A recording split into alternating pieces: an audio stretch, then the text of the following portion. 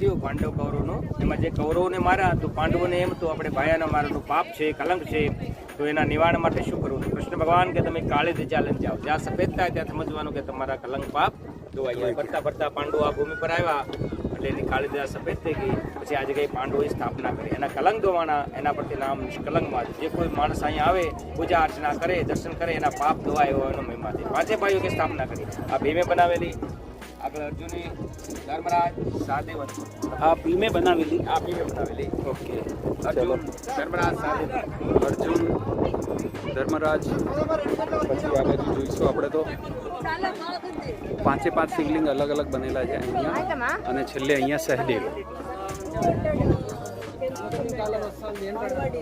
નકુલ, સહદેવ, અર્જુન, અને અહીંયા યુધિષ્ઠિર, અને અહીંયા ભીમ, જે મહારાજે આપણને બતાવ્યું.